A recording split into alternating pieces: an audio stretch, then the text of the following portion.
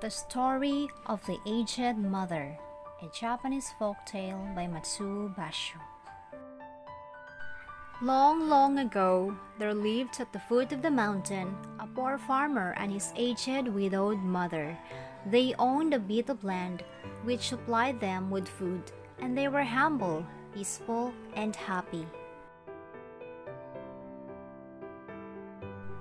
Shinano was governed by a despotic leader who, though a warrior, had a great and cowardly shrinking from anything suggestive of failing health and strength. This caused him to send out a cruel proclamation. The entire province was given strict orders to immediately put to death all aged people.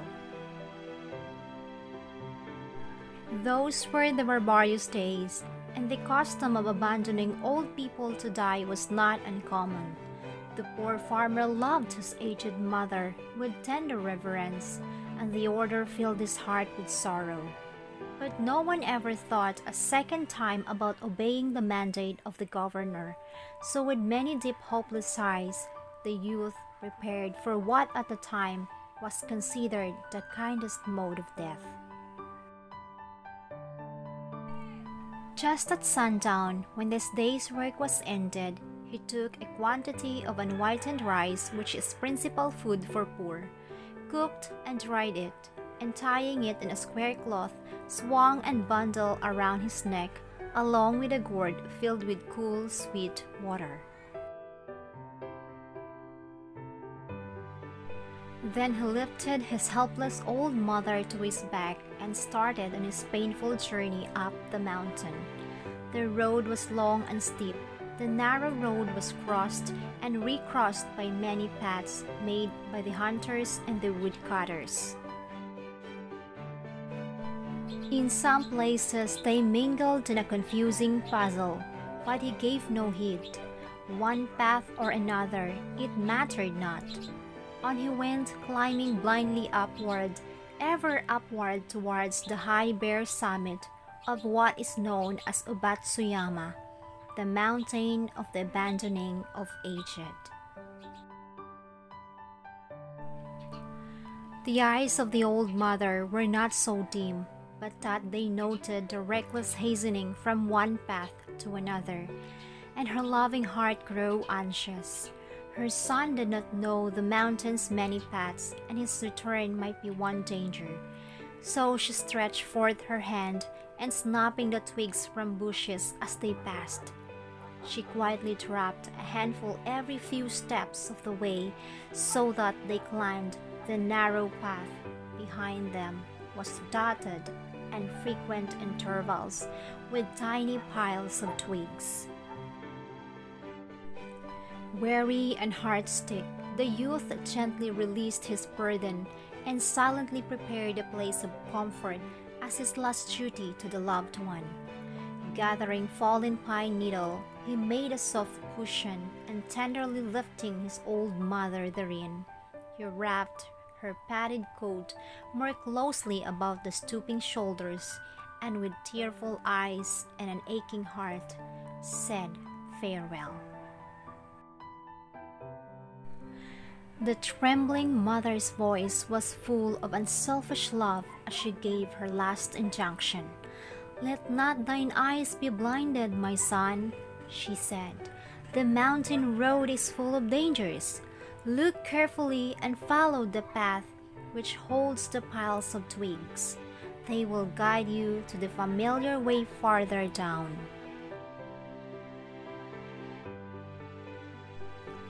The son's surprised eyes looked back over the path, then at the poor old shriveled hands all scratched and soiled by the work of love. His heart smote him, and bowing to the ground, he cried aloud, "O honorable mother, thy kindness trusts my heart. I will not leave thee. Together we will follow the path of twigs, and together we will die."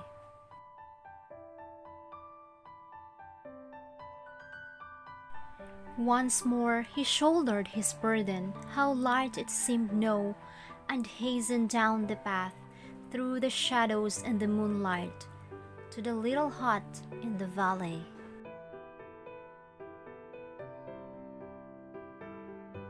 Beneath the kitchen floor was a walled closet for food, which was covered and hidden from view.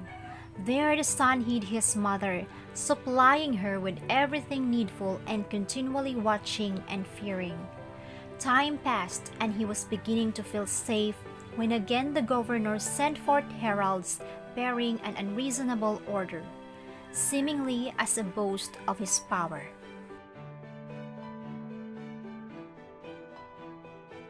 His demand was that his subjects should present him with a rope of ashes. The entire province trembled with dread. The order must be obeyed, yet who in old Shinano could make a rope of ashes?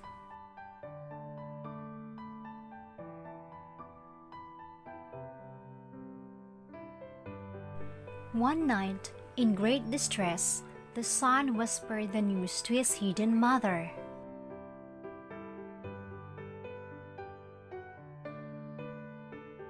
"Wait," she said, "I will think. I will think."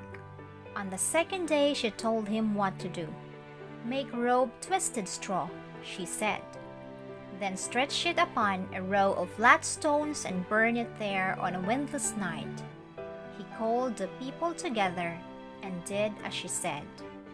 And when the blaze had died, behold, upon the stones with every twist and fiber showing perfectly, lay a rope of whited ashes.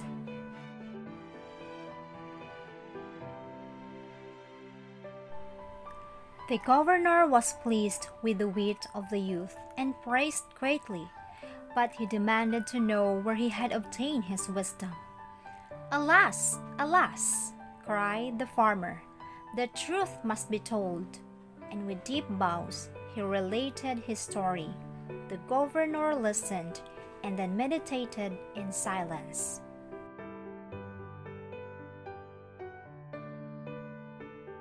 Finally, he lifted his head.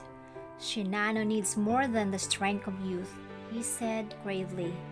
"Ah, that I should have forgotten the well-known saying, 'With the crown of snow there cometh wisdom.' That very hour the cruel law was abolished, and the custom drifted into as far as past that only legends remain."